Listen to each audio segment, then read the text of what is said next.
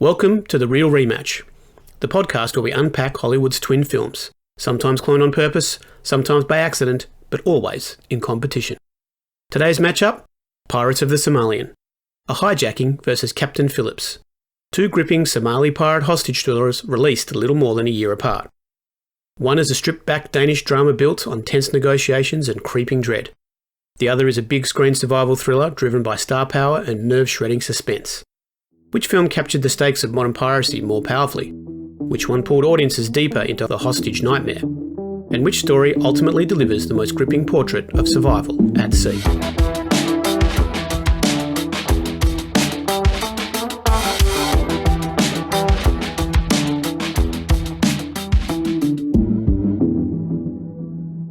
Hey mate, how you going, Justin? Jeff, I'm excellent. How are you? Yeah, very well, thank you, very well. So, here we are again. What films are we looking at today? So, Jeff, today we are doing a Danish film that came out in 2012 called A Hijacking, and its twin is a Hollywood film that came out in 2013, starring Tom Hanks, called Captain Phillips. Alrighty, so two interesting films, two twin films as we always talk about. So, tell me, what's at stake with these films? What's at stake with these films is they are both focused on Somali piracy incidents, or very specifically piracy incidents off the Somali coast, which was a real thing, sort of late 2000s, early sort of 2010. So they both focus on, the extremities that accrue. And the owners and the families and otherwise will experience when they're going through a hijacking event. Alrighty, so I guess we're looking at, like we always do, which of these is the stronger, better story that gets across the terror and the fear of hijacking? Absolutely. And, what a study in contrast, a low-budget Danish film and then a glossy, high-end Hollywood film. Directed by someone who really cut his teeth in doing documentaries and bringing that nice cinema verite style to all the features that he developed. So this is going to be a great showdown. Excellent. All right, let's get straight into it. So we're here. We're piracy at this time, always. What anything we know that we've looked into that would triggered this sort of twin film scenario?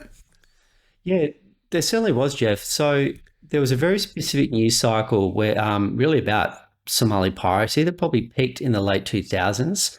From roughly 2008 to 2011, Somali piracy was a constant headline. There were container ships, ransoms, crews held for months, government struggling to respond. There was a sense of that this is the story of the moment, and that gravity was picked up by filmmakers and financiers. Really want to capitalize on the zeitgeist and start to tell these stories. There was a very specific incident, which is obviously picked up and recreated in Captain Phillips, that became, I guess, the defining incident that Hollywood thought provided a clean, dramatic spine, right? So let's go out, let's throw millions at this, let's get an A-grade star, let's get an A-grade director. And the Captain Phillips story is really anchored to the Maersk, Alabama hijacking in 2009. It was a high-profile US flagship. There was immediate geopolitical stakes. There was a clear protagonist, and there was a ticking clock structure. So, you think from a Hollywood perspective, a recognizable hero figure, a tight time window, and an ending that you can dramatize. So this is literally true story thriller, grist to the mill, right? The kind of event that tends to, really attract sometimes more than one film of this nature. So, that's where I arrived. But what about you, Jeff? Well, yes, I totally agree, and it is perfect Hollywood fodder for that because the storyline fits. But then you've got the hijacking, which isn't the same story, but it's the same anxiety, right? So it's driven by a different sort of creative instinct. It's not heroes versus pirates in the traditional sense that Captain Phillips is. It's more like systems versus people. You've got because the difference, you've got your corporate negotiations, the distance, the bureaucracy, the psychological wear and tear, not just on the guys who've been hijacked, but the company in the head office in Denmark. So while the topic overlaps, because we've got the piracy thing, the angle is distinct enough that it's plausible that they're both developed independently, but the piracy story moved through the culture because it was obviously headline fodder at the time. So, and as we know from doing these, like twin films happen constantly. The timelines make close releases more common than it looks, so that's why these are usually within 2 years apart, in this case within a year apart, because obviously multiple scripts are circulating while they're hot, as you said, based off current news cycles. The rights for the books and the articles and news stories are optioned around the same time. And those producers are chasing similar subject matter because it seems easy and financeable. It's in the common mindset. And then with post-production and festival distribution, they can shuffle and release dates to make it work within their cycles to release. So, in other words, they may be greenlit years apart, but that's why they still land together. So, yeah, really interesting in this situation. And like we usually do, focusing on pirates as being central to a plot and otherwise feels like pirate movies or pirate-related movies or, where pirates do play some role in a movie have been going on forever. So, we did a review really over the last, let's just call it circa 40 years. So we did the last 2 decades of the 20th century and the first 2 decades of the 21st century. And where do we arrive, Jeff? So we had the last 2 decades of the 20th century, so 1980 to 1999. We had 18 films, which is an average of... 18 was what we found, yeah. Well, we worked out about 0.9 piracy films per year, so nearly one a year for those 2 decades. And let's colour that up. So we're talking strict pirate films where the story is all about pirates. So I think, Cutthroat Island, think Yellowbeard, an early sort of 80s movie. And then we had small elements of pirates being central to the theme, e.g., the Goonies, One-Eyed Willie. Yep. You also had other films like The Princess Bride. Main character's a pirate. Yep. Spoiler alert, just in case. But then we go to the first 2 decades of the 21st century and break the numbers down for us, Jeff. Well, it starts to diminish a bit for that. So 2000 to 2019, it was only 13 piracy-related films, as we can see, admittedly dominated by the Pirates of the Caribbean franchise. The 4 of the 5 films released inside those 2 decades, which averaged about 0.65 pirate films per year. So coming down. But I think that's, also related into the news cycles, as you said, and we can touch on that in a minute. So, but very much piracy seemed to shrink a little bit more. Do you know what I mean? It's almost like there's most of them happened even up until about 2012. You know what I mean? A good chunk of that 18 are up to 2012, and then it almost drops off. Which again, I think we'll look at from the research, No, you're right. And I mean, I think picking up on that last point, Jeff, is it's almost with the prevalence of real world piracy, as we found in our research, especially the peak off the Somali coast, 2008 to 2011, because there was that real world piracy, I guess piracy in and of itself started to become unfun because there were real consequences, right? Absolutely. It entering the public consciousness in a way where it wasn't just a fun Halloween costume or a nice trope that we've done since, Peter Pan and beyond. It was no longer really that escapist type fantasy. So I guess the other thing as well is that, historically a lot of these films were, more sort of like swashbuckling sort of adventures, coming from classic Hollywood and otherwise. And I think that really probably fell out of favor and fell out of fashion, in terms of it was in that old Hollywood bucket, family adventure movies and, romance in the high seas. it just didn't really become anything that I guess more modern or contemporary audiences wanted to see. So there was a lot less of that, I guess, throughout the 80s and 90s. Costume adventure 10 poles, they usually didn't have pirates at the heart of the story, right?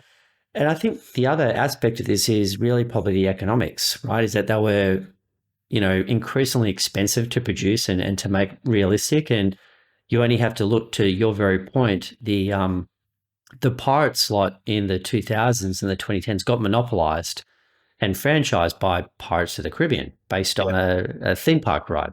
And that, there was only, 200 million or whatever to make these films, every so years. And Pirates of the Caribbean took all of that budget and made most of those films. There was, I think, maybe a bit of a genre substitution as well. I think people started to gravitate more towards like heist films, and I know that we'll break this down in another pod, so I don't want to step on future pods that we will do, but I think that a lot of the heist films, or covert op teams, or maybe smuggler films, or we've just done Book of Eli and The Road, so post-apocalyptic raiders, that kind of a fantasy about outlaw freedom. Probably came to us packaged in a different wrapper. That's where I got to. But Jeff, again, this 2008 to 2011 spike in piracy films, there was a lot of content. So why don't you take us through some of the other things that were produced around this time, really reacting to what was happening in real life? Well, I think it was the peak, as you said, particularly for Somali piracy, as we did it looked through, right? So there's a few drivers converged at this time, which led to this news cycle, which obviously then led to the two films. It was the state collapse and coastal impunity. Like, there was no central enforcement on the Somali coast at the time, making it safe for them to organise their crews, launch those skiffs that we see, hold hostages for long periods of time, just to try and get those ransoms that they demanded. And there was obviously a huge upside from those ransoms. Like, a single successful hijack could yield multi-million-dollar returns. Returns is not the right word, but you know what I mean. And the World Bank even described it as a structured industrialized economy, with offshore onboard countermeasures that actually drove to the plunge of piracy based off these incidents that peaked at this time.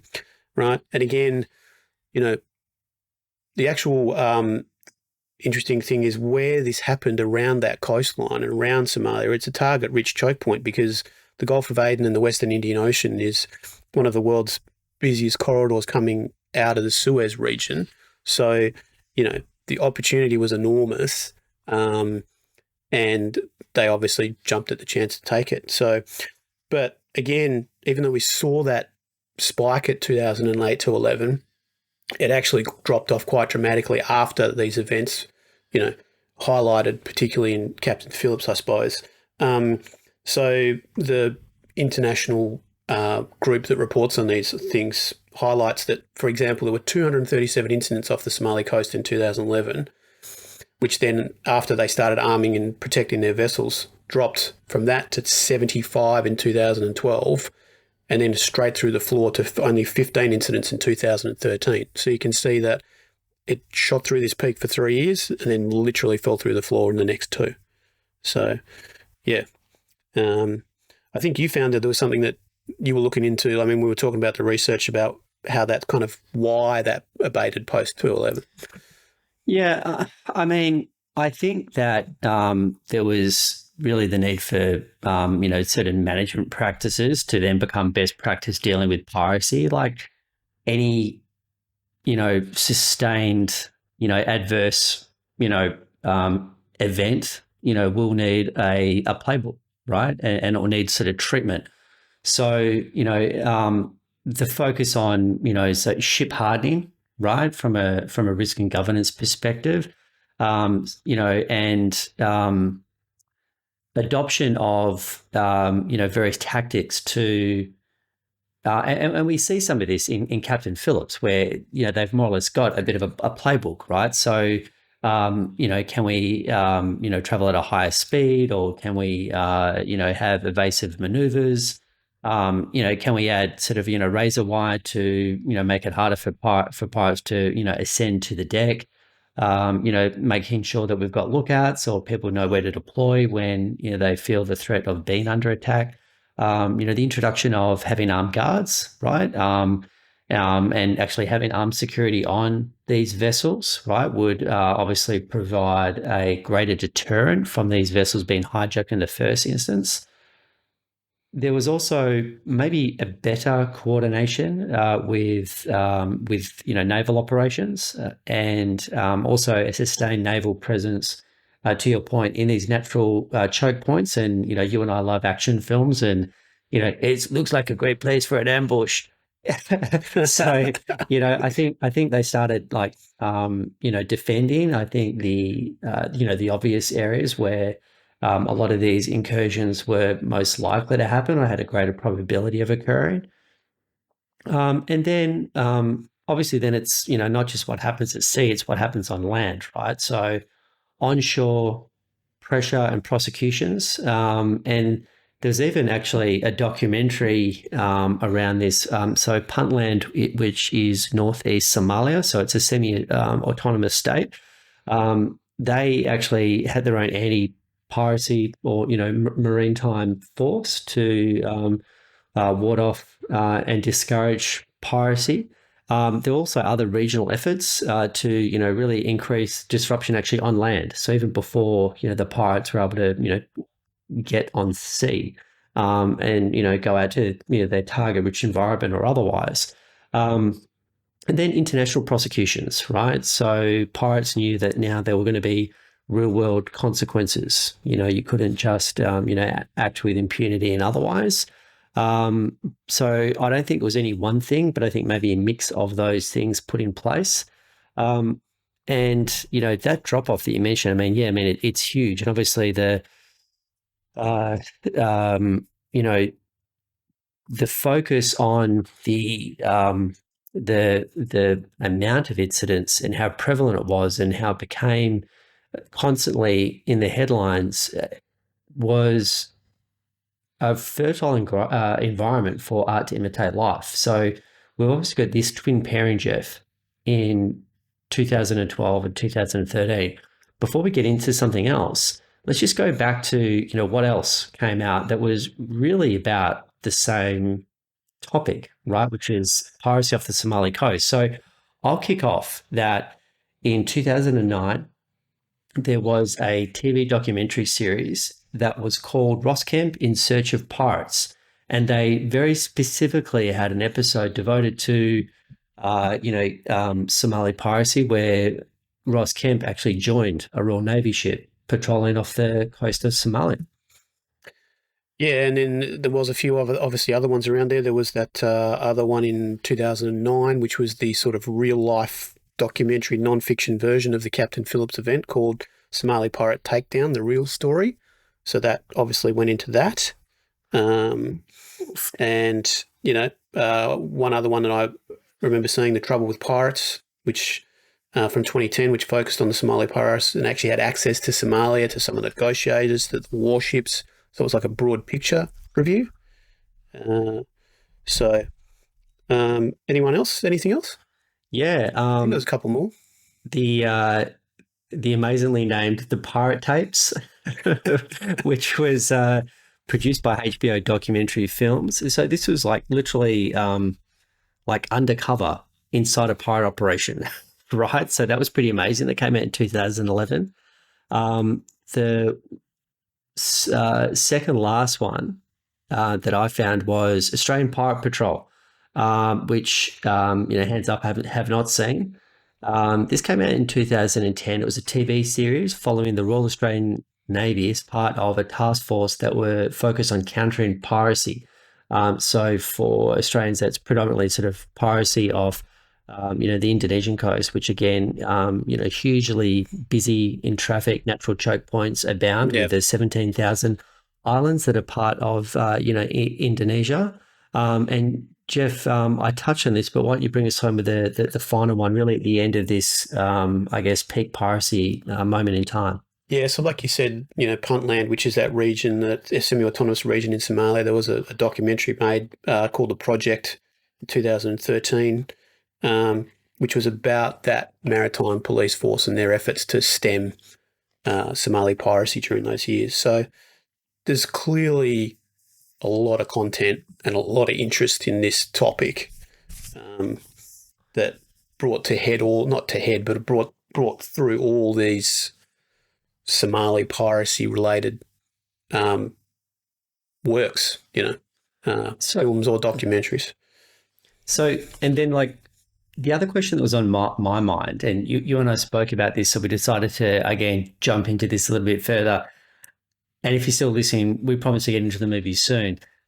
But, both of these films are, centered on effectively, Danish cargo ships, right? And I was like, because I have no idea, right? Were the Danes like unfairly targeted? Like how many incidents were they involved in? Like, what's going on with piracy in Danish ships, right? Well, yeah, because we discussed this and looked into it, obviously we went and did some research on it. And look, there were 6. I think one big point that we found in our research is I don't think they were unfairly targeted. I think it's just the nature of where ships were flagged.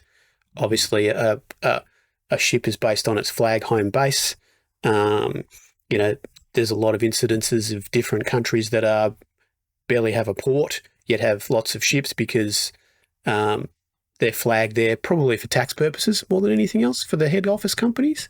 But because the Europeans have been big on shipping for centuries, given where they are and their requirement for goods, you've got your Greece and your places and Denmark, obviously. So, but yeah, there was 6 Danish ships that were had incidences between these times, 2008 to 2012.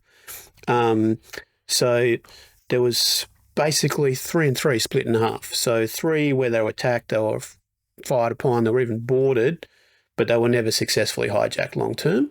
So 1 in 2009, 1 in 2000, and then 2 in 2012. But then there were 3 that were successfully, in its own way, successful. Again, not the best use of the word successfully, but were actually hijacked and the crew were taken hostage. Again, in 2008, 2009, which is the Maersk, Alabama, the one in Captain Phillips, and then another one in 2011. So I don't think it was particularly targeting them. I think it was just the nature of those kind of ships passing through that region. So did you find anything else on Danish flagged ships? What I wanted to focus on was, spoiler alert, both of these films, the hijacking scenario concludes or ends with a ransom being paid, right? So are you saying it was only resolved with a ransom payment? Well, that's what I got into. Like, that's the data I focus on. There's only really reliable data from sort of early 90s to current. I couldn't find anything, beyond that. But it's almost, 100% in terms of if there was a hijacking situation, especially in this, contained period that we were focusing on. So let's just call it, roughly 2008 to say 2012. The reason I've added that extra year at the end, even though there was that drop off, is, some of these hijackings took months. So it may have occurred in 2011, but it wasn't resolved until 2012, if that makes sense. And yeah, pretty much everything that, if there was a hijacking, it would only get resolved through a ransom being paid. So I looked at the total ransoms between 2009 and 2012. There was 135.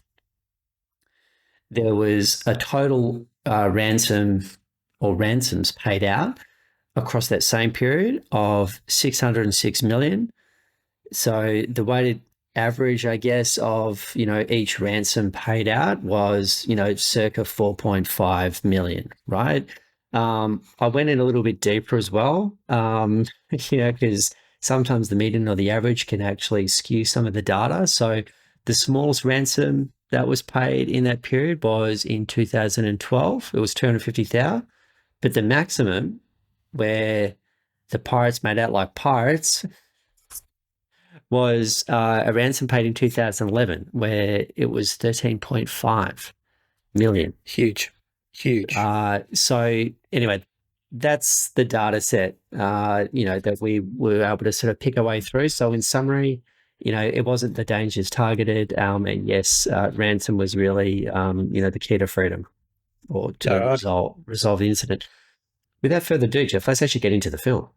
Sounds like a plan, my friend. All right, let's do it. Where shall we start? So, two very interesting films, like you said at the very beginning. Two films. To me, this is almost a bit of threads in the day after, in the sense that two different countries, not continents in this stage, but so definitely made independently of each other. As you said, the low-budget Scandinavian versus the big-budget Hollywood blockbuster. So, yeah, I had never seen either of these films. Obviously, well aware of Captain Phillips, wasn't aware of A Hijacking until you'd brought it to my attention and said, let's focus on this one. I was really, really interested to see both of these and how they tell almost not the same story, but they tell the story from different angles. So, yeah.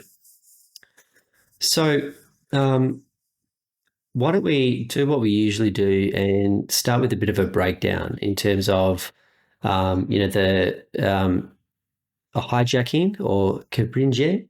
I don't know if I'm pronouncing that correctly. I'm not very good at Danish. Coming out in 2012, and then Captain Phillips, the big Hollywood one, coming out in 2013. It's probably unfair to focus on, really sort of box office performance and otherwise. Getting box office, especially for domestic returns, is a lot harder than actually just how American, films actually perform internationally. And the market for non-English speaking movies is greater in non-English speaking countries, right? So for the most part, international films, even in the United States, which is still the largest English speaking, market for films, they can still throw in like British films, Australian films, Kiwi films in the mix with, Brazilian films, Argentinian films, Japanese films, whatever the case may happen to be, in what they call international films, right? Yep. So I don't necessarily think maybe the focus on, Hijacking, how that performed at the box office is probably, like a fair and true reflection for how audiences embraced it. But it's probably worth sharing how Captain Phillips performed, because again, that's I think maybe that's a little bit more relevant. Yeah, okay. All right. Well, as I normally do, they were both released a year apart pretty much. I'll start with that. So A Hijacking, and again, I apologise if I say this wrong, Capringen, which I believe is the Danish title, premiered at Venice in 2012, and then was released in Denmark in 2012. Actually ironically, we talk about how films get close, particularly in US releases. So this was only released in the US in June of 2013, and then Captain Phillips came out in October of 2013. So it's one of those really close timelines. But again, as you said, it's unfair to compare them because of what they are. Because Captain Phillips actually premiered at the New York Film Festival in 2013. So again, if you want to talk close specifics, The Hijacking was released in Denmark on September 20th, 2012. Captain Phillips premiered at New York Film Festival on September 20th, 2013. So coincidental? X-Files style spookiness? I don't know. But you're right. But you can't compare box office. I mean, what I did find, it even just in a few off the note, is it was a big success in Denmark, comparatively, in terms of it was very popular, and actually made most of its money there. So it made about 1.8 million inside of Denmark and just a couple of countries around it. But Captain Phillips, yes, that's the big one to look at. And I was, again, surprised. I knew it had been a decent-sized film. I didn't realise it had made as much money as it did. So it opened in October of 2013, took 25.7 million its opening weekend, but then went on to over 100 to 107.1 domestically. And internationally did even more than that for another 113.5 to end with a total worldwide of 220 million, which off a budget of 55, That's a 4x return, so really, really good. But then again, even though this was, again, peak hardware when we were in DVDs, it took another 32 million in DVD and Blu-ray sales, which was a bloody good result considering. So, yeah, I was surprised by the numbers. Just incredible. And I just need to attend to a power scenario, so I'll be off screen just for a minute. But as we usually do, why don't we go through just some of the rating sites and how critics and audiences, reacted to these two films? Well, interesting. Both films very, very well received for them. So, A Hijacking actually sits better on Rotten Tomatoes than Captain Phillips. I mean, it's minimal, but yeah. So A Hijacking has 96% on Rotten Tomatoes, 7.1 out of 10 on IMDb, and a Metacritic score of 82. Captain Phillips also has a really huge number of 93% on Rotten Tomatoes, 7.8 out of 10 on IMDb, and the exact same Metacritic score of 82. So both of these films sit basically at the same point in terms of ratings. In terms of audience scores, Rotten Tomatoes Hijacking has 76% on the Popcornometer. Captain Phillips is at 89%. So I think it clearly shows that both of these films have strong critical and audience reactions and thoroughly enjoyed and well received by everybody. Yeah, thanks, Jeff. So let's start to go through, I guess, key crew and key cast. So I'll start with A Hijacking. So Tobias Lindholm was the director. This was his second feature film, but his first as a solo director. The first film was a celebrated movie called R, which was a Danish prison film released in 2010. And his follow-up film to A Hijacking was A War, released in 2015. What's interesting is that across those first three films, Palau Asbæk, if I'm pronouncing that actor's name correctly. I actually Googled his name. The correct pronunciation, and I wrote this down, is Pilu Asbæk.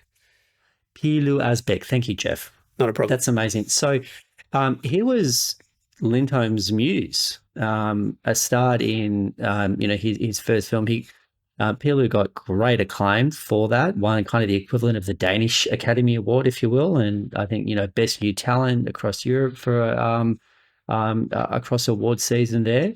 Was obviously in this, and then starred in A War, right? And it's continued to work with him throughout his career, as has and I'll touch on him later, the gentleman who plays the CEO of the Danish shipping firm. So what was interesting is after 2015 and doing A War, which was quite celebrated, he directed episodes 5 and 6 of season 1 of Mindhunter, which was obviously the David Fincher produced series for Netflix. Yeah, I was intrigued by that as well, that he's obviously made that Hollywood move, but also he wrote some of those episodes as well.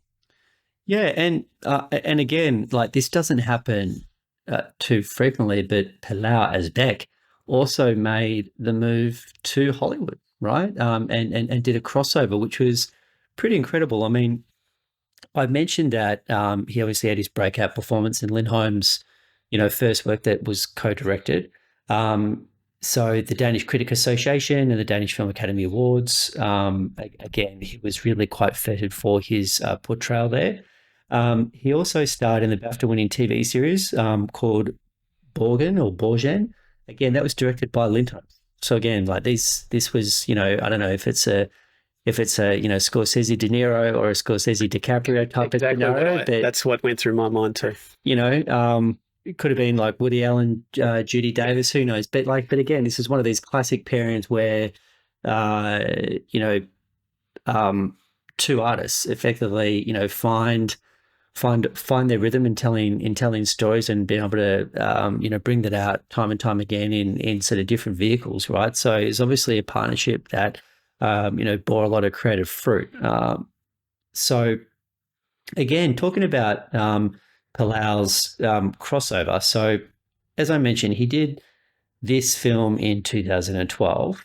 And then in 2014, he was in Luc Besson's Lucy with Scarlett Johansson and Morgan Freeman. I already mentioned that he was him in that.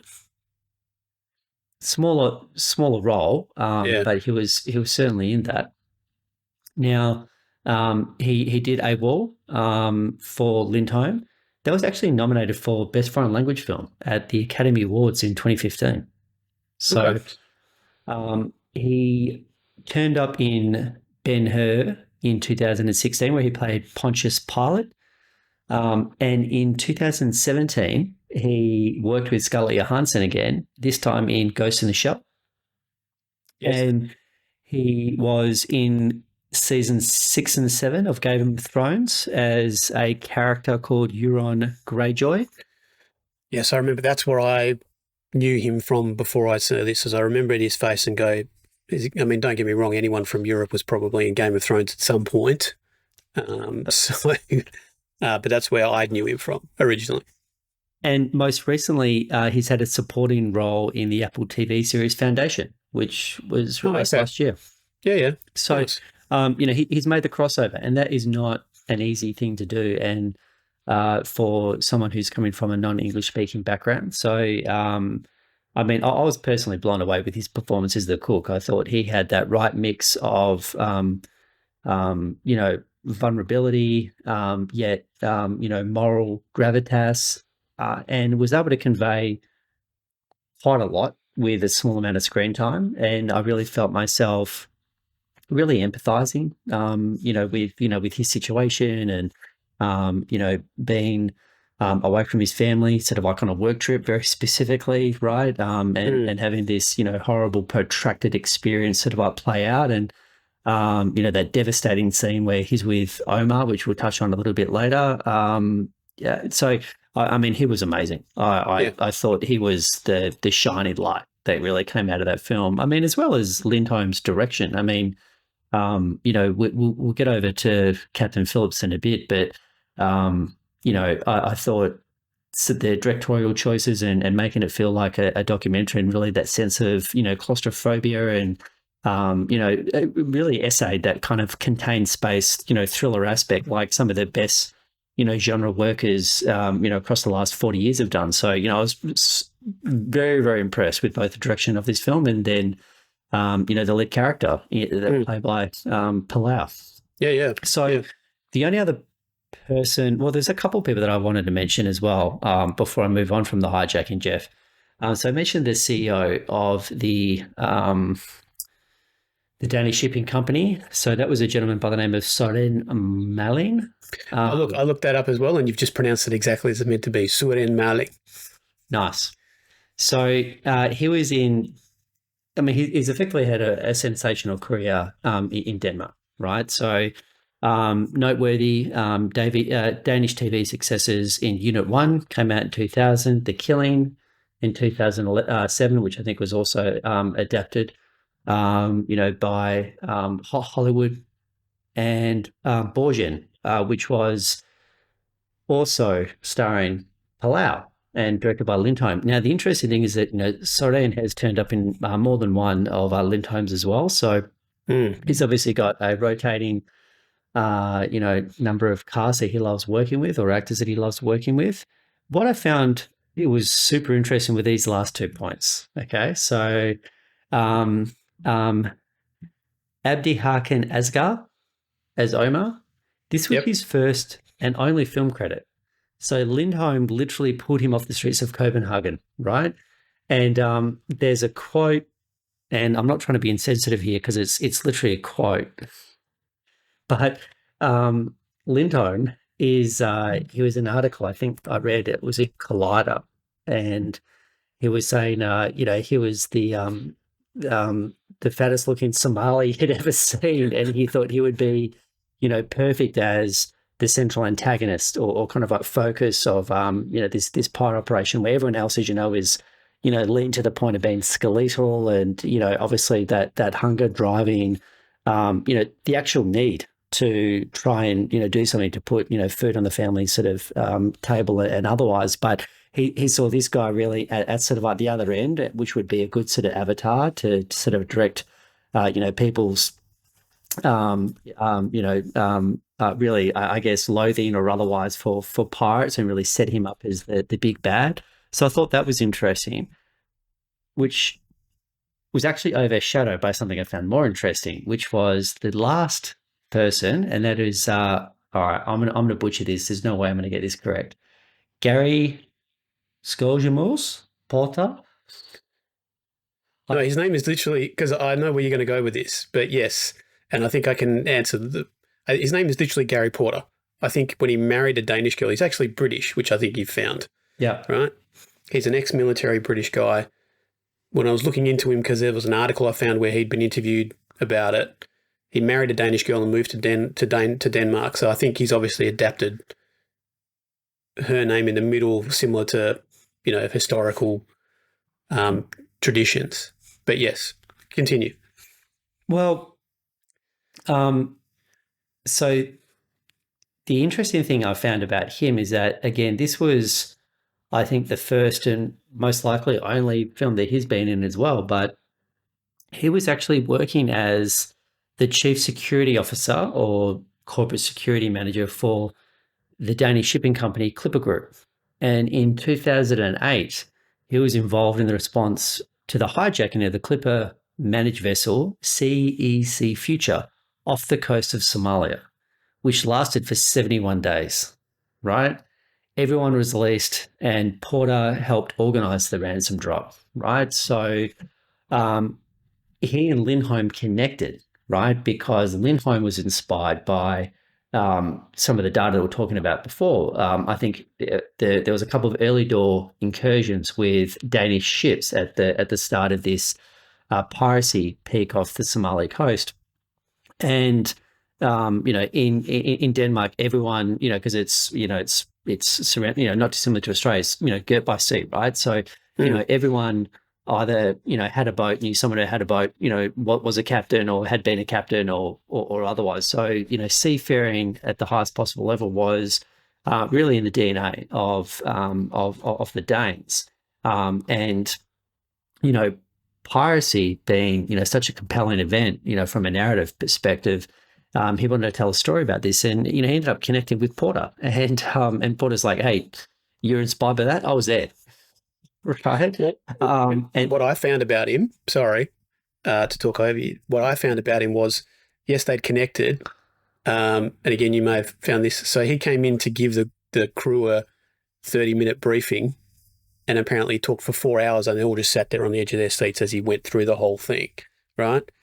And that's what inspired them to do it. But then off the back of that, Lindholm, he's still apparently, that's his job. He is a hostage and ransom negotiator for Danish shipping. He still does it.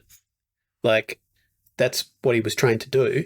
And he got cast in this because Tobias Lindholm realised he needed someone who could talk the talk. He's like, well, you've just given us this giant talk. That's all I need you to do in the film. So that's why this is his only role, because he was the actual technical consultant as a hostage negotiator, ransom negotiator.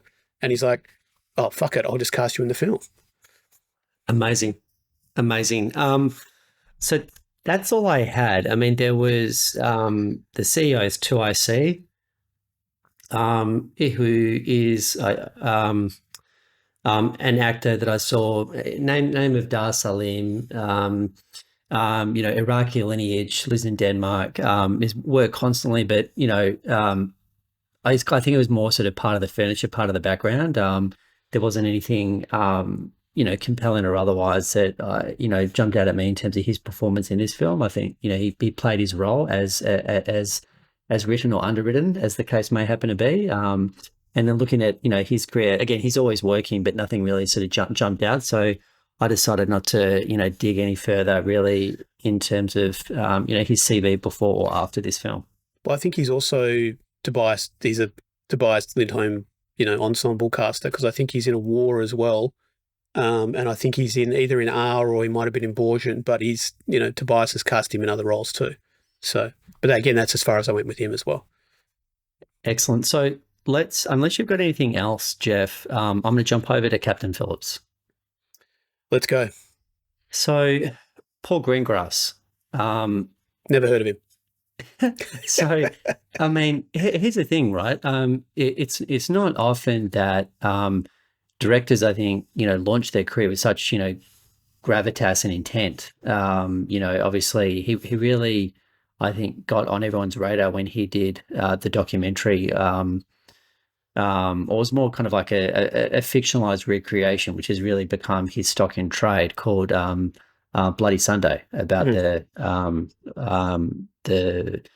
sort of like the civil rights kind of like movement, obviously, in Northern Ireland, and the massacre that occurred across that period of time. But he firmly came into, I guess, a much broader public consciousness with 2004's The Bourne Supremacy, right? And I think, copyrighted, well, I don't think he copyrighted, but he certainly essayed Shake Your Can, Yes. and as it was to bring, that sense of, realism into, the action genre, right? Yeah, exactly. And then again, the fictionalized, recreation of events really became his, as I said, his go-to. He was the director for that. And, I don't think he's actually really given up that mantle. I mean, he kind of owns that space, or that corner in Hollywood at the moment, I would say, because he follows The Bourne Supremacy with United 93 in 2006. Obviously about one of the planes that flew into the World Trade Center. He does Bourne Ultimatum in 2007, teams up again with Matt Damon in The Green Zone in 2010. And obviously that's about, was that the Iraqi war, Jeff? Was that Afghanistan? It's been at least probably like 15 years when it was released that I've actually seen that one. I reckon if it's called Green Zone, it's probably more Iraq at that point. I don't even remember it. So again, another, fictionalized recreation. He does this in 2013, and then he goes back to the Bourne series after they had the Jeremy Renner, branch off in 2012, but he partners with Damon again on Jason Bourne, which, Damon returns to the titular role in 2016. So, I mean, like, what a career. And, I mean, he's pretty much, sort of like batting at an extremely high efficiency rate there. Yes. So, and yet again, he's able to kind of like turn his magic as being, I think, as I said, maybe one of the best people who've ever done this consistently over, a number of decades. I mean, like you mentioned, he's sort of like 4X, this one. I think, most of his films across that period of time, like, hey, they all made their money back and then some. Indeed. Obviously some perform better than others, as some stories resonate more with audiences than others do. But a pretty impressive, director who's still churning out, I think, some really quite amazing films to this day. Now, the cast, obviously, I would suggest there's only really kind of like two characters of note, and that's what I've got really as the key cast. There's really Tom Hanks, right, as Captain Phillips, and then there's Barkhad Abdi. So he plays, I guess, the focus as the key pirate, right? Yep. So Tom Hanks, obviously, going through an interesting period in his career where he's still like sort of like churning out, outsized hits, but he's starting to miss a little bit more than he lands. And we touched on this, obviously, with A Beautiful Day in the Neighborhood, which came out, 6 years after this film. But it is starting to get a little wobbly for him. He's still producing huge hits and other ones that aren't performing maybe as strongly. This was obviously a decent-sized hit for him. He also voiced Woody in Toy Story 3 in 2010, so massive, massive hit. Some people's favourite Toy Story as well. He does Larry Crown with Julia Roberts, I believe, and Extremely Loud, Incredibly Close in 2011. Cloud Atlas, which was, I think, Wachowski's. Wachowski's. 2012. He does this in 2013, followed by Saving Mr. Banks, same year, where he played Paul Disney. And then he does Bridge of Spies in 2015 for Spielberg, right? Yeah. Now, what was interesting is that this is like, I think, one of the third times in his career where he's not just playing a real person, but he's also playing a captain. So I think this is the third time that he plays a real person, but the second time he plays a captain. Obviously, the first one being in Saving Private Ryan. Yeah. Captain Miller? Yeah. Yep. Captain Miller. So, again, interesting phase of his career. And let's jump to the chief antagonist, right? Barkhad Abdi. This is his first film, right? Literally, more or less kind of like pulled off the streets, so to speak. He followed this movie up with a small role in Eye in the Sky in 2015. With, that had Helen Mirren, Aaron Paul, and Alan Rickman. He had a really small role in Sacha Baron Cohen's The Brothers Grimsby in 2016. He's probably not too disappointed that it was small after that film. 100%. Yeah, that's probably not the Sacha Baron Cohen film you want to be remembered for. Exactly. Yes. But he had another starring role. But this is maybe where kind of like typecasting kind of starts to take hold as a pirate. In the Pirates of Somalia, which came out in 2016. Or maybe that was 2017, actually. But he also had a small role in Blade Runner 2049. Yeah, I read that. Yeah. So I think what's really interesting, someone who had no acting experience, and he was able to parlay this experience into several other, I guess, let's just call them Hollywood incursions. I think that's amazing as well. And his performance in this was truly incredible. And, he portrays the right amount of menace. There's no really hamming it up. Everything does feel quite authentic. I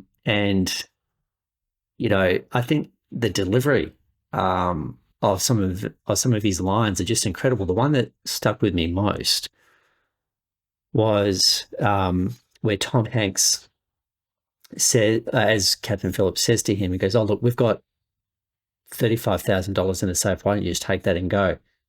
And goes, I can't remember exactly what he says. He goes, "What do you think we are? What you think we're some sort of beggars, right?" And he's just insulted. And the delivery of that was just incredible because, he sensed, the malice and the intent, and the fact that, they weren't going to be easily bought off. They were there to, effect a decent payday, right? This is business for them. And, not to try and lowball or be so insulting, effectively, as an opening salvo for negotiations. But yeah, that line delivery was fantastic, and as I said, and you felt on edge, not just with him, but also sort of like the other members. I guess the other two key members of the small little piracy crew that was there. Let me quickly churn through just some of the other actors, Jeff. Catherine Keener, she only really shows up at the start, and I don't know why you get such an amazing actor to do so little to kind of set up that home life, or help set up that home life for sort of Captain Phillips at the start. Well, that struck me as a bit unusual. I found that what they actually did is there was an entire subplot that was written and filmed where you have the world's media coming in on her at home. So there's all these scenes that were done with her and the world's media coming down on her and sort of she couldn't, walk out the front door without a barrage of flashing bulbs and all that kind of stuff scenario and dealing with the pressure of being under the spotlight. So, but apparently Greengrass had said it just detracted from, because it took you out of the tenseness of being in the moment. So they cut the entire thing. Okay, well, that makes a lot more sense. I've always loved Catherine Keener. I wish she had... I wish they had given her more meaty roles that she could have done things with. I'll always remember her from being John Malkovich, came out in 1999. Obviously, we covered her performance as Harper Lee in Capote in 2005. And she was amazing in Get Out, which came out in 2017. So yeah, that makes a whole heap of sense to hear that. Again, you don't bring a Porsche, Ferrari, or whatever you want to say to do some laps of a quiet suburban street, right? Which is kind of what it felt like with Catherine Keener. But now to hear that whole subplot was excised, that tracks. And there's probably like the first officer, Michael Cherner's bit more of that guy. He was. Crew, I actually wrote that down, same as what you've just said. To me, the whole crew was that guy's, the American crew with that guy. Yeah.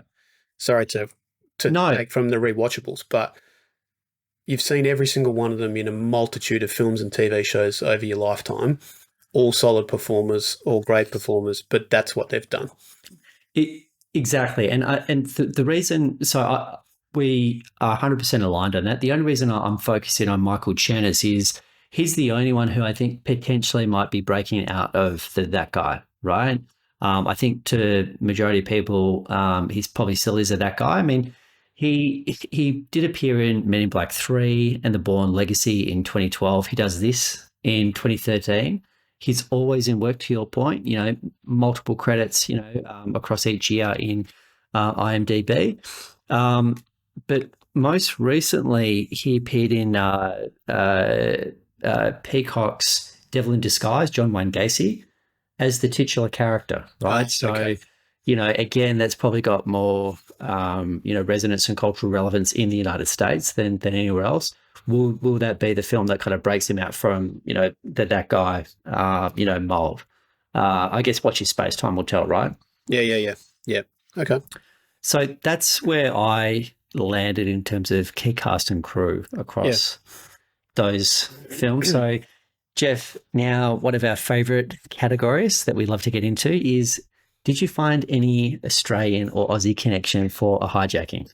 Okay, so I have one thing to say here. It's not a connection. I have a feeling it's a error entry, which is, and where did I've got it. Okay, so I couldn't find anything for Captain Phillips. You could obviously tell me any otherwise, and I'll wait for you to do that, right? In A Hijacking, I couldn't find anything. However, in the Wikipedia entry for A Hijacking, they refer to the hostage negotiator, the Connor Julian, the one played by that guy that we spoke about, Porter. Yeah, Porter. He's noted as an Australian hostage negotiator, even though he's not.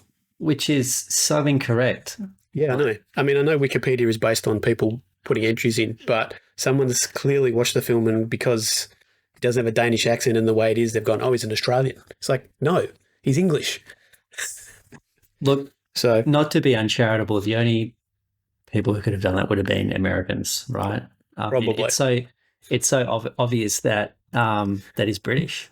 Yeah.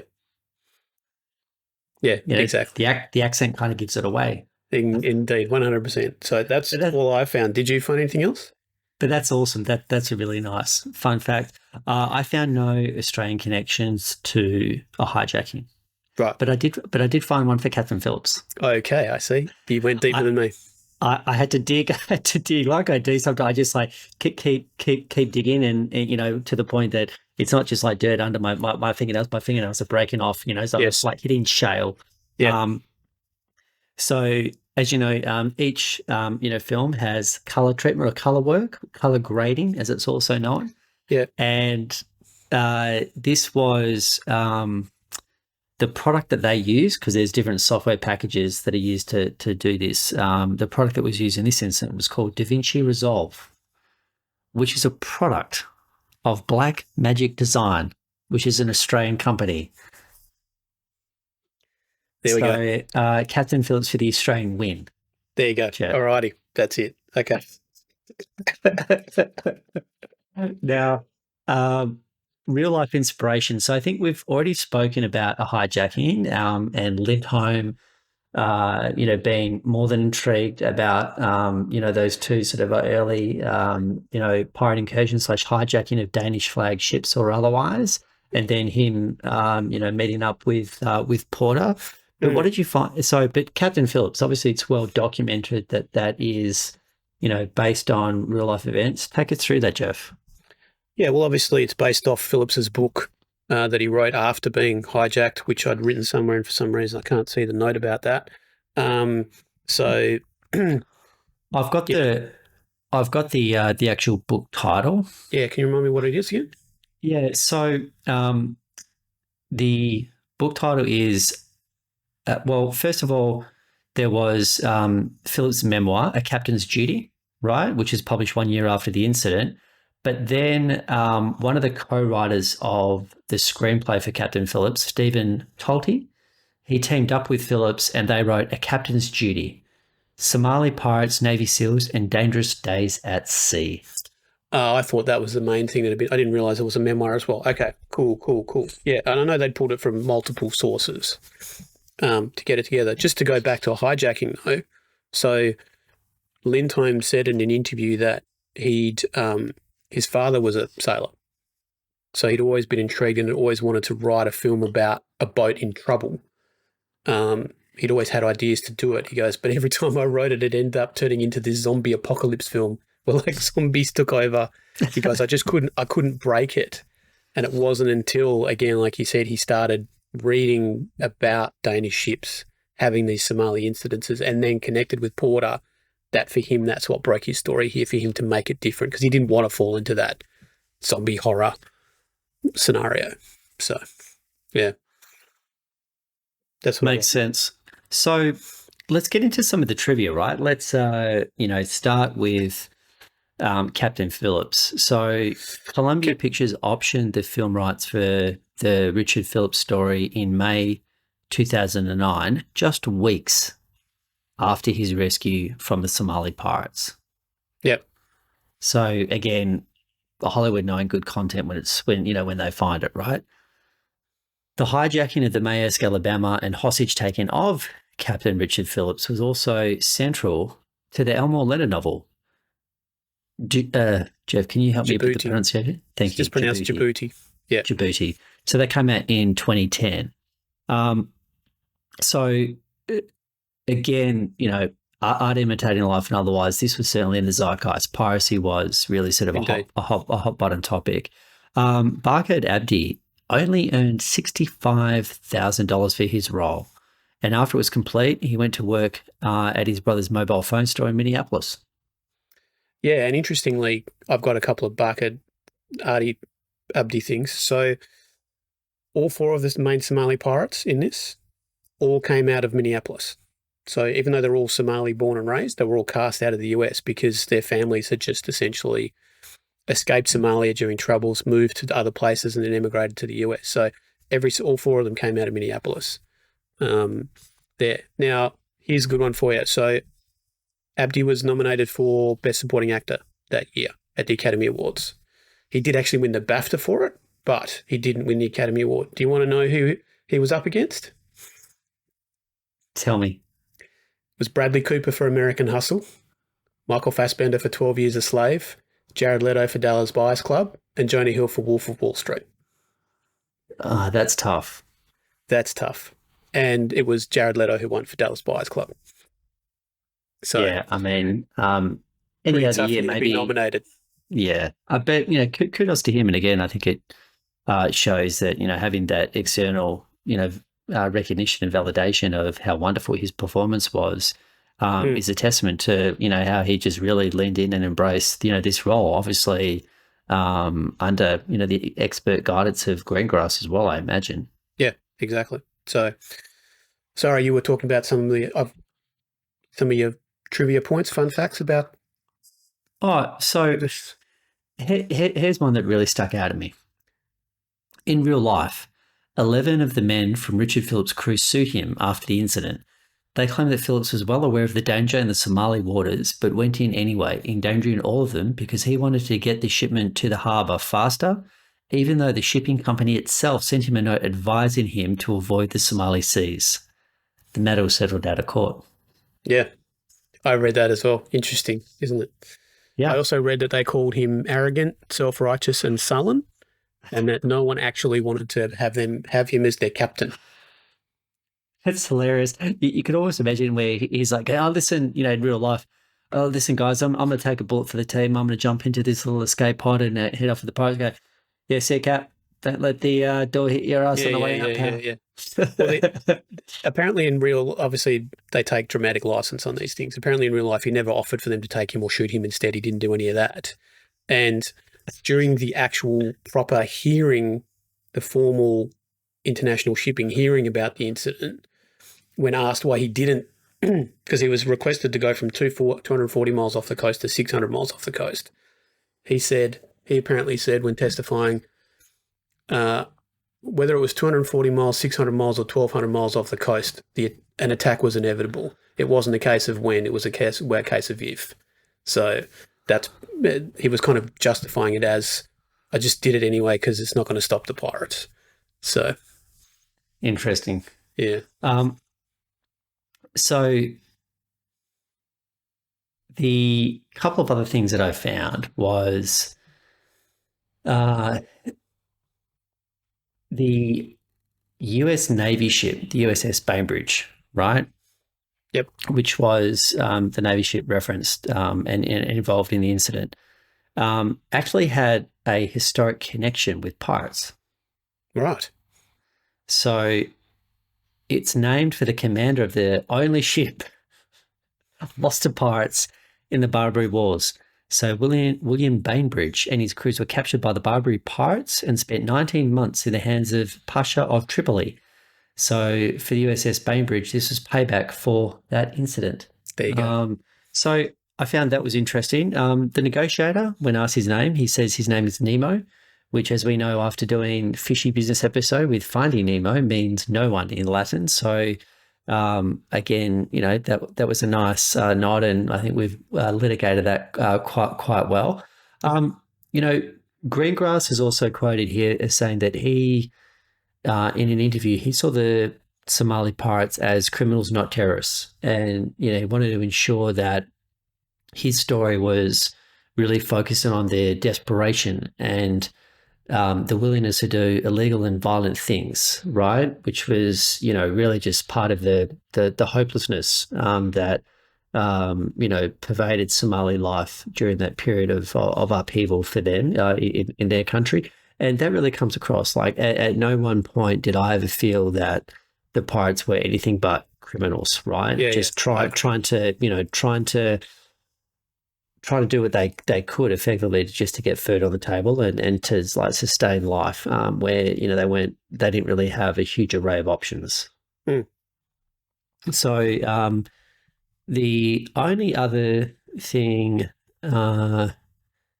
that I found was during the climax when tensions escalate inside the lifeboat and Captain Phillips' life hangs in the balance.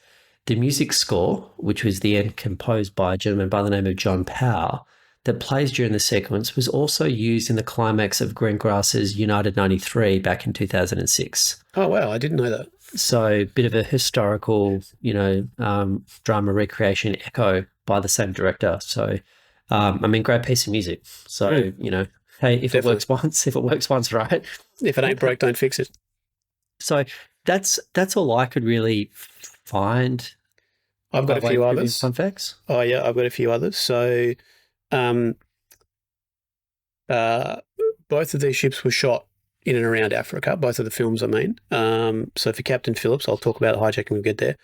So they actually hired a Maersk vessel called the Alexander Maersk, which was exactly identical to the Alabama, and shot that. And the actual production team went, so the Navy SEALs have a museum in Florida, and the actual lifeboat is in that museum. So the production went there, measured it, did everything so they could recreate the set exactly to match the lifeboat for, obviously, effect. So Tom Hanks said in an interview, and then Greengrass confirmed it, that he only met the four guys playing the pirates on the day they filmed them coming in to take the bridge. Never met them beforehand. So, and Greengrass has confirmed this, saying he did that on purpose because he wanted to increase the tension between them. So the actors as the crew didn't know who the actors as the pirates were. So it was like a dramatic effect for him to do that. So in the final scene, where he's in shock and being treated on the boat, that is actually the hospital corpsman in there is an actual Navy corpsman whose name is Daniel Albert. So that is real life on the boat. They are real Navy corpsmen in that infirmary, right? The Greengrass told her to treat Hanks exactly like a regular military exercise scenario. So it was entirely unscripted, entirely improvised. However, in the first take, she got completely starstruck and froze as soon as Tom Hanks walked in the door. Hanks actually joked to her and said, "Hang on, aren't I the one who's supposed to be in shock in this scene?" And just broke the icebreaker and broke the tension down. So on the second take, she did exactly as she's supposed to from her training and did it. Apparently the captain was standing next to Greengrass while they filmed it, looked at him with tears in his eyes and said, "I've seen trauma in men before, and this is exactly what it looks like." So from a real life perspective, it was very real. So, and actually is another thing you're talking about, how much Barkhad Abdi got paid. The naval corpsman who did this didn't get paid any extra, any scale, nothing, because they were on an active military warship actually working, and it was considered their duty. So they didn't actually get paid as actors. She didn't get paid as actors in the film. So just going to that scene that you mentioned, that was the most affecting scene for me in Captain Phillips. I thought that that sort of breakdown, almost like, PTSD in like real time experienced by Hanks. That was just incredible. That was like the best acting of the film for mine, at least anyway. I mean, 100%. I talked about Abdi, but yeah, for Hanks at least, it was his certainly his best turn. Really, I agree. It was just incredible. From the moment he's sitting there when they put the blindfold on him, and all of a sudden, because he's just black, he can't see anything, and it all happens in that instant. From there until that end, and when they cut, he's amazing at that point. A man completely in shock and suffering from, as you said, from PTSD. So a couple of other points just to so we normally sometimes talk about casting what ifs, but I have a directing what if. So originally Ron Howard was working on this in pre-production to direct at the time, right? Now he actually left this and eventually took on his next film, which was Rush, the race car film with Chris Hemsworth. Hemsworth, yeah. Which Greengrass was the director of in development. So they essentially swapped. And you know what, like maybe both films are better for it. Because, Rush is much more of a Ron Howard sort of film, and Captain Phillips 100% is cool wheelhouse stuff for Greengrass. So, no disrespect to Ron Howard in any way, shape or form, but Captain Phillips is not as engaging or as good a film if he's helming that over Greengrass. Exactly. So a couple of final points for you. Just as an in-joke, the email inbox that Phillips is reading when he sends his wife the email includes messages from Paul Kirby, who is actually the production designer, Dominic Capon, who was the set decorator, and Michael Bonner, who was the co-producer. And actually one of them subject lines in it is decorating quote from the set decorator. It's actually the headline of the email. So Sony Pictures actually tried a few times to get Abdi Muse to talk to them in person from prison, but he actually refused because he felt like it didn't matter what he spoke to them. They were going to portray him as a bad guy, and he didn't want to give them any more fuel to add to the fire. And my last point I'll leave with you. The $30,000 that they take out of the safe was never recovered. So even though it was given to the pirates, it was never recovered. And when the naval men searched the lifeboat, it wasn't on there. So that $30,000 just did a Kaiser Soze and disappeared. So there you go. Interesting. Yeah. Interesting. Exactly. So I think we started with, obviously the much deeper and richer list in Captain Phillips of fun facts and trivia. My one is threadbare for A Hijacking, but I've got one or two things. I got a few, not as much as well. So I'll start off by saying, and is that I read a Collider article with Lindholm, and he was saying that a lot of the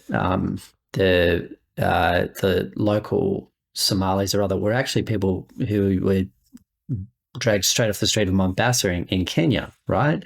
But when I go to Internet Movie Database, they're trying to say that it was local Somalis who played the pirates and otherwise. So I've got conflicting information. I think I want to believe the director more than some random fun fact on Internet Movie Database, but I found that as a data point. The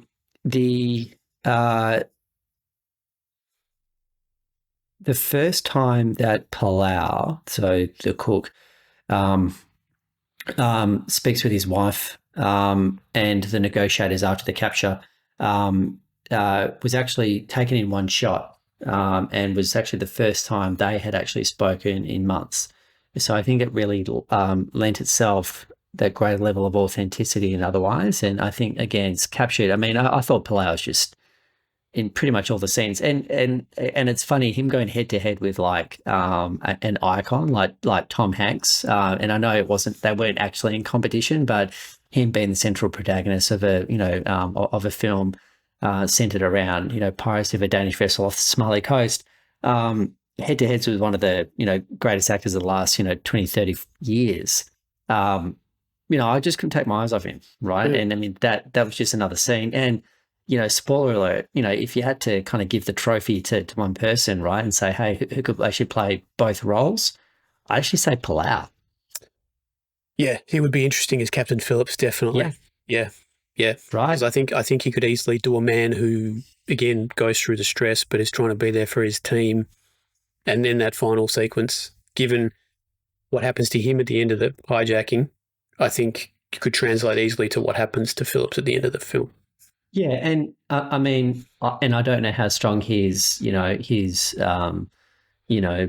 American accent is, and otherwise, I thought Tom Hanks, his accent, New England accent or Vermont accent or otherwise, didn't 100% track with me. Having lived in New England for a number of years myself, it didn't sound like the best, didn't sound like the worst, but didn't really sound 100%. So Palau, I don't know what his capability is for accents and otherwise, but that would be the only sort of a bridge to get off, because he could certainly play a captain, right? Yeah. And and his facial hair is pretty impressive, and I think that's a must for captains spending months on end at sea. So as I said, I thought his performance was just electric. I couldn't take my eyes off him, and that was another scene. Jeff, that's literally all I had. I had nothing else for A Hijacking. Did you find anything interesting? I've got a couple of things, yeah. So you talked about the phone calls, the conference calls and things like that. So to keep the realism, they were actually done live together in the two different countries. So while Pilar was in Kenya, Soren Malik was actually in Denmark, and they did them for real over the phone and filmed them independently to give the aspect of realism between them. So they were shot at the same time, not like do this one time and then he's in the next room, literally from two sides of the world, which I thought was really interesting. So as you know, so they hired the next Danish ship off Kenya to do this, which was crewed by actually men who'd been all in hijackings. So the crew, and it was an actual working ship. The crew had worked in hijackings, and they basically used them as like local unpaid consultants, and they were background extras and so forth, but so that they could give realism, like, yes, the hijackers like to split people up and do all that kind of stuff. So again, to add to the realism, they were real crew there. They actually had to pay to have mass security on the boat to make sure that they weren't hijacked during production, because it was done there. So now, controversially, the goat scene, much like Apocalypse Now, they actually did slice the throats of the goats live on the film. So although you see it off camera, when the camera pulls out and you can see him sitting there stroking the goat as it slowly bleeds out, was done for real. And apparently it was quite controversial once it was actually put on screen. So, wow. Yeah. So I've only got three other things. Soren Marling, who you spoke about, he's actually a comedian. So he's he's actually quite a well-known Danish comedian as well. That does not come across. No, it's not, because he's so cold. so told almost. I mean, I know he's meant to be trying to struggle with this, but I found him a bit emotionless, to be honest. That I didn't, that's like, I get he's supposed to be the take a step back director, look at it as a business perspective, but I got him a bit emotionless. That's how I felt anyway. Look, I just picking up on that. Yeah, I mean, I agree. I thought it was almost like that character and the vision of that character. It's almost like you had, like an American or even Australian or whomever director give an instruction, which is almost like a stereotypical version of sort of a cold, dispassionate person from Scandinavia and otherwise, right? And I found that character for the most part pretty one note, right? It was really hard to try and find any way to really kind of connect with that character's emotional arc throughout the film. I couldn't empathize with him at all. So I really couldn't. I struggled, and look, I thought he gave the performance he needed to give. I just didn't think maybe that character was that well drawn out, and whether it was him, whether it was the writing, I don't think it was any just one thing, because clearly he's a good actor, but maybe it was a combination of his approach, the direction, the writing. It just didn't come together maybe as they were hoping, unless they wanted that one note character, thinking it was just this the face of corporate greed and trying to just mitigate his loss, right? I mean, I don't know. Yeah. Well, actually, part of it was that during production, Tobias Lindholm had to wind him in to make sure he didn't go full comedic, which, okay, probably good, but maybe an element of it might have opened up the character slightly. Who knows? So well, I think he could have warmed up the room when he had like the family members of all the hostages on the ship. And he goes, "Hey, everyone, pirates, am I right?" Just launches it, starts doing bits, right? Exactly. So last two things I've got on this one. So originally, Lindholm had actually written the full hijacking scene to happen in the film, which obviously you don't see at all, even though it's, as he said, I know it's a film called A Hijacking and you don't see it, but I thought that's a bit of a twist on convention. But he said, I didn't want to put it in because it just became a classic action film trope and I didn't want to do it. So I just left it out in the end. And the last thing I had was that his actual, Tobias Lindholm's biggest fear was that there was too much English in the film, because English is actually the language of international shipping. That's why there's a lot of English in the film, right? So he kept it in for realism because obviously it was a realistic, he wanted to go for the realism. But he actually said the unintended effect of that is it made it really easy to sell to international markets.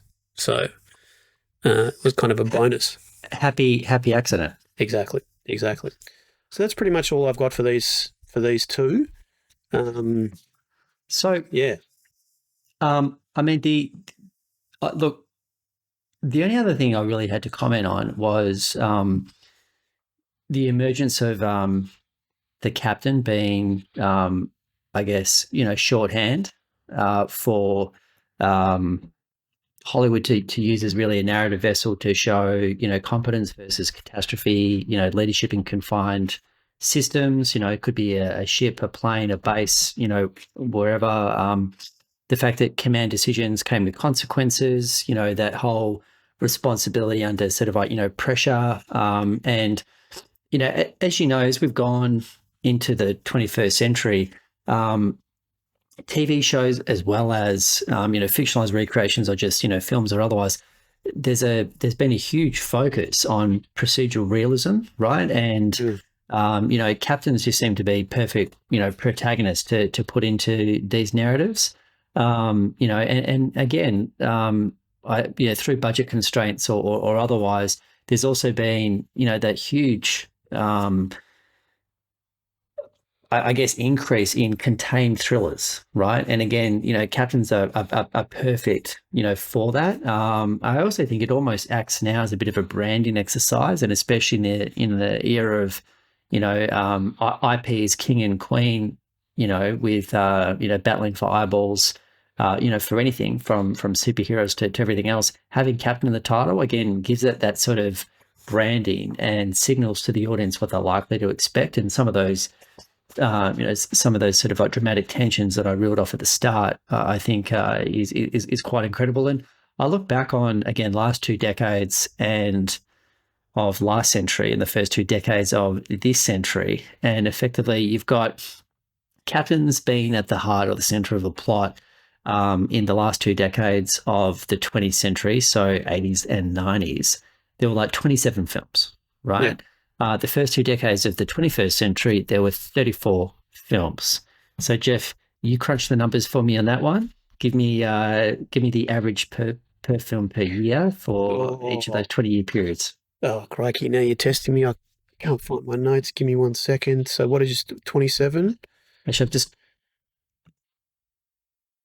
so 20, actually I've got a calculator, so 27 by 20. So that's an average of 1.35 films per year. And then you've got 34 across 20 for the first 2 decades of this century, being 1.7 films. So there has been an uptick, right? Yeah. And again, it's moved the needle slightly. It hasn't sort of gone vertical, but certainly an uptick in that because for those reasons that I mentioned when I was just saying that this whole captain really has been a sort of perfect protagonist for these type of stories and really a vessel to highlight and underscore some really interesting kind of like narrative devices that are used time and time again in stories that are produced for mass consumption. Exactly. Yeah, the captain's always been a good focal point, I think, because as you said, it's authority, it's gravitas, it's whether the captain's good or bad, what role, what purpose they serve inside the film. So yeah, really interesting that they keep bringing those forward. And it was interesting. Like the only other thing that I wanted to focus on was like, has there ever been a foreign language feature and an English language feature, like more or less like a twin film, have come out in such a short period of time as these two films have? And I think we found a few, or you found a few. Well, here's the thing. Well, I only found remakes. Yeah, which is that's pretty much what they are, aren't they? So I don't think we can actually, I don't want to say this is a unicorn, but it feels that it's close to unicorn territory. It almost is, isn't it? Yeah, because usually it's either a non-English speaking country remaking a Western film, or an English language film, or an English language country remaking a foreign language or a non-English language film. And there's plenty of those examples, but they don't qualify as twin films for mine. No. A remake's a remake. So, as I said, my research wasn't exhaustive, but this is almost in unicorn territory. I don't want to be definitive about it, but this really hasn't happened much at all, if at all. You're right. I can't say because I didn't spend a heap of time looking into that. But Jeff, I think we're kind of like close to kind of like wrapping this up. I mean, we usually, like, not always, but we like to talk about favorite scenes or films or shots and otherwise. And I didn't think that really was maybe as important. I think we've touched on some of the things that we've really liked in terms of, the contained space. I always love shots of sort of like the ocean and ships going past. And there are some great shots, within that. But I just don't think that these two films, really are about that. It's really about, the human drama, the human cost, and people in these, ball of pressure environments. I agree. Yeah. I mean, don't get me wrong, there's some nice shots in here and some scenes that were really obviously effective, as we spoke about. But yeah, that's not what these two films are about. So, yeah. So as we, round out the episode, who did it best, Jeff? Who won the rematch for you? It's a hard one to basically say because there was so much difference between them in that sense. Do you know what I mean?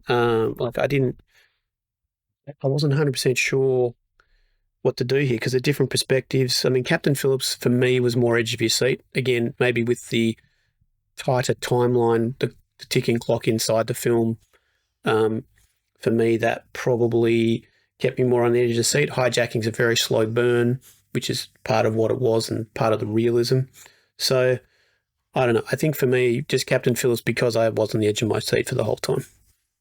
Yeah, it's interesting. I'm going to zag and say A Hijacking. I mean, Captain Phillips, like there was so much to love, but and whether it happened in real life or otherwise, you know, I probably suggest it didn't. But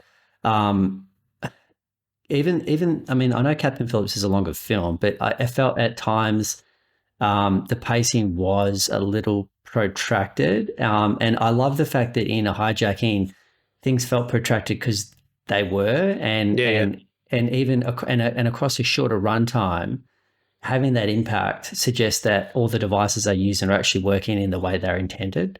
And where Captain Phillips lost me a little bit was the fact that, and spoiler alert, is the fact that, you know, all three pirates had to be lined up, you know, through really small windows and be in, you know, the sort of like the eye line or the target or the scope of the three snipers, and they were all like more or less assassinated simultaneously, right? And that was just like, F you, Hollywood. It's like, come on, right? And I just, I think, you know, that kind of like that clinical, you know, sort of like corporate style, even though we talked out how one night, you know, our friend Soren was, I think that actually really kind of grounded A Hijacking in a way that Captain Phillips wasn't, right? And I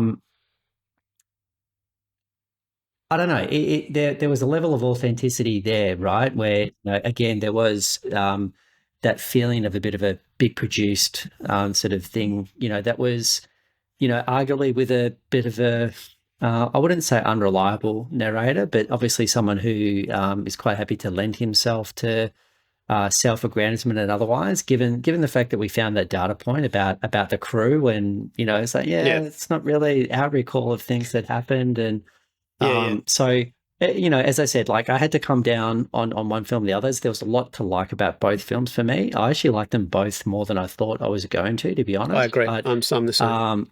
I think it's close, but it's A Hijacking by a nose for me.